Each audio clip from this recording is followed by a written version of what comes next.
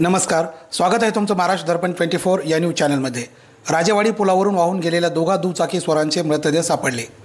मानवत पाथरी पूर्णा येथील पथकाची यशस्वी शोध मोहीम। निम्न दुधना धरणातील पाण्याचा विसर्ग सुरू असल्याने वालूर ते सेलू मार्गावरील राजेवाडी पुलावरून वाहणाऱ्या पाण्यातून दोघे जण दुचाकीसह मंगळवार 19 ऑगस्ट रोजी वाहून गेले। या घटनेतील मारुती हरकळ राहणार वालूर यांचा मृतदेह बुधवार 20 ऑगस्ट रोजी सकाळी तर दुसऱ्या दिवशी 21 ऑगस्ट रोजी छबुराव जावळे यांचाही मृतदेह सापडला। सेलू तालुक्यातील वालूर येथील मारुती हरकळ हे मित्र छबुराव जावळे राहणार गुलकंड यांच्यासोबत मंगळवारी सायंकाळी 5च्या सुमारास सेलूहून वालूरला परत जात होते। दरम्यान तालुक्यामध्ये जोरदार पाऊस सुरू असल्याने नदी नाले ओढे तुडुंब भरून वाहत होते।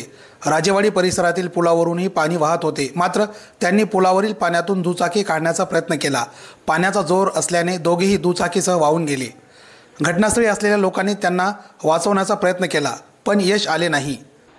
या घटनेची माहिती मिळताच पोलीस निरीक्षक दीपक बोरसे, पोलीस उपनिरीक्षक गणेश पवार आणि शिवाजी मगर यांनी घटनास्थळी भेट दिली। तात्काळ शोध मोहीम सुरू करण्यात आली।